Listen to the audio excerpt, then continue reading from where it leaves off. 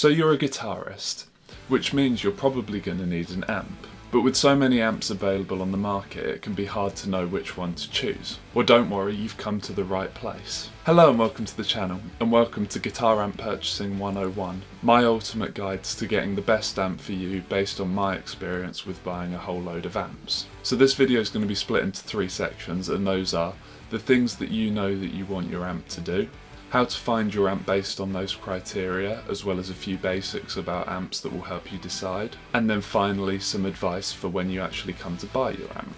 So let's get into section one, which is going to be your criteria or what you want your amp to do. So the first thing I'm going to talk about here, and really the most important thing for an amp, is what you want to be able to achieve with this amp, or what you want this amp to do. So I'm sure if you're going to buy an amp, you're going to have a specific sound in mind that you want to achieve. But there are a few other things that you should also consider in a similar vein, and those are where are you playing and the scenario in which you're playing. So for example, are you in a band, or what other instruments are you playing with? And also, if you are in a band with another guitarist, what is the other guitarist playing?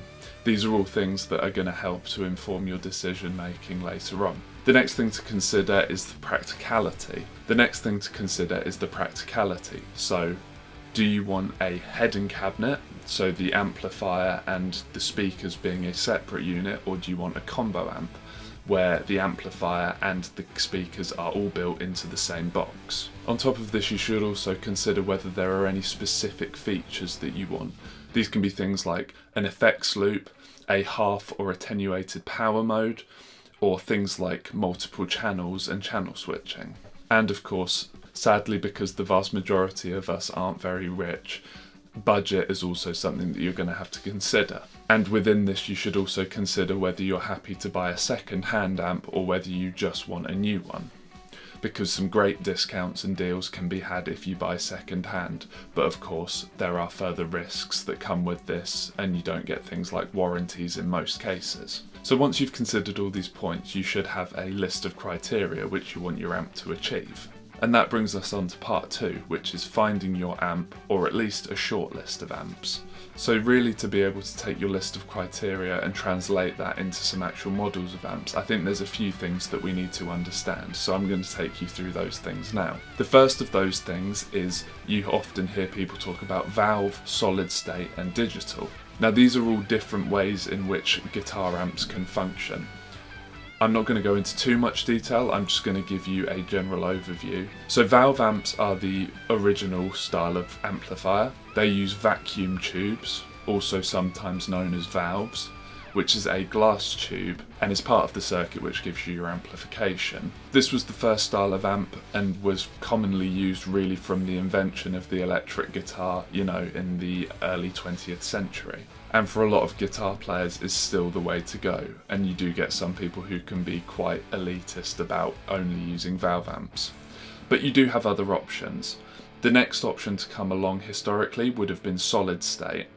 Now this is a more transistor based circuit and uses various electrical or solid state components to replace the vacuum tubes. Now these amps can often be looked down upon, however they tend to be more affordable, and when you use them in the right way can still achieve very similar results as a valve amp. With solid state, you also have the benefit of them tending to be lighter when compared to their valve counterpart, as they don't have big chunks of glass within their amplification circuits. And then finally, the most recent of these technologies is digital amps. Now technically this does fall under the solid state category. However, compared to analog solid state amps, they work a bit differently, and they use DSP, or digital sound processing, to recreate the sound of an amplifier. Think of these as being almost like a computer, or if you have any experience with recording, these are like an amp plugin that you might get within your DAW. Examples of valve amps can include things like Marshall JCMs and Plexis, PV6505s, and really most of the big iconic amp names that you'll know. Solid state amps include things like the PV Bandit, which I've just done a video on the channel, as well as things like the Orange Super Crush series. And then modelling amps or digital amps tend to be things like profilers like Kempers and modelers like Line 6 Helix or Axe Effects. It should also be noted that you do get hybrid amplifiers, which are a blend often of solid state and valve. Examples of things like this are like the Marshall Valve State series, which have tubes in the preamp section but not the power amp section of an amp. For those of you wondering what the difference between preamp and power amp are, preamp is the first thing that your signal hits and does most of your equalization and gives you a lot of the tone, and then your power amp is the section that really amplifies and gives you the volume. Now, while we're on the topic of power amps, with valve amps especially, the type of tube in the power section can still play quite a big part in the way an amp sounds, and that's what brings us on to the conversation of British and American sounding amps, with tubes like the 6L6 giving you an American sound, and EL34s and 84s giving you a British sound. To me, an American sound is a bit more bass heavy and a fuller sound, but can sometimes sound a bit flubby, whereas British sounding is often more mid-focused and thinner but a more precise sound. I bring this up because, as I said earlier, if you're in a band with another guitarist, it's often a good idea, if your other guitarist is playing an American style amp, for you to play a British style amp, as often the two different styles can complement one another and allow you to find each your individual space sonically. So that's a brief explanation, and I hope that that gives you some idea of the differences between valve, solid state and digital. The next thing we're going to talk about is wattage. Now, you will always see amps quoted as being, say, 100 watts, 50 watts, 20 watts, and what this is the output power of the amp. And generally speaking, this equates to volume. An 100 watt amp is going to be louder than a 20 watt amp. That being said, there are a few caveats to this role. It's fairly well accepted that valve watts and solid state watts are not the same, and that a 20 watt valve amp is generally going to be louder than a 20 watt solid state amp. So this brings us back to my previous point of knowing where you want to play. Generally speaking, if you're playing big venues, you'll want a higher wattage amp, and if you're playing, say, in your bedroom at home and don't want to piss off the neighbours, you're going to want a lower wattage amp. When talking about wattage, it's also good to remember that certain companies will quote their wattages in different ways. It's fairly well accepted these days that wattage is quoted in RMS. However, amps can also be rated at their peak wattage. What this means is that with peak wattage, as it would suggest, the value for wattage that's given is the absolute maximum that the amp will achieve, whereas RMS is a way of averaging out the wattage. What this basically means in simple terms is that a 20 watt RMS amp is going to be louder than a 20 watt peak amp. And the final thing to bear in mind when you're thinking about which wattage you require is headroom. Generally, higher wattage amps have more headroom. Now again, I'm not going to get too detailed into this, but effectively what this means is that a 100 watt amp can be pushed to a higher volume before it starts to distort. Now, depending on the style of music you're playing and what you're wanting to achieve, this can either be a good thing or a bad thing, because of course a lot of us like the sound of a distorting amplifier, especially when it's valve. But so depending on whether you're going for clean or dirty tones, that's also something that you should consider when you're choosing what wattage your amp is going to be. The final thing I want to talk about with amps that should help you better decide which amps are for you is the few other things that amps will have that affect tone. Now, I've already touched on the type of tubes with 6L6 and EL34s, but preamp tubes can also play a part in the way that different amps sound. And you should also consider things that are part of the preamp features, such as the EQ options and the amount of gain that an amp has. You get amps such as, I don't know, DV Mark Jazz amps, which have no gain whatsoever. And then you have things like the PV6505, which have loads and loads of gain and get really distorted. So obviously if you're going for a certain sound, you've got to play into an amp's strengths with things like this as well. And also, regardless of whether you're going for a combo or a cabinet, you should also consider the type of speakers that you're going to be using, as a lot of people overlook and forget how much of a drastic sound the different speakers can actually make on the sound of your guitar. And this is why some people prefer to have a head and cab setup, because it makes switching and using different speakers that bit much easier.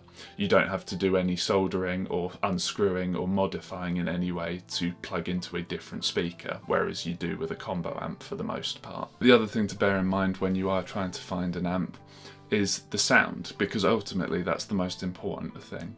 You can also draw inspiration from your favourite guitarists and find out what they play. And ultimately the most important thing to do really is to use your ear, because that will tell you ultimately what you do and don't like. Now I know this has been a lot of information, especially if you are new to all of this, but I hope that makes sense, and I hope this gives you some idea of the things that you need to consider when you're coming up with a short list of amps. But hopefully at this point you now know enough of the basics to be able to have a look online, and based off of what we discussed in part 1, then apply that knowledge and be able to find a number of amps that might fill those criteria. So with all that said, that brings us on to part 3, and that's actually buying your amp.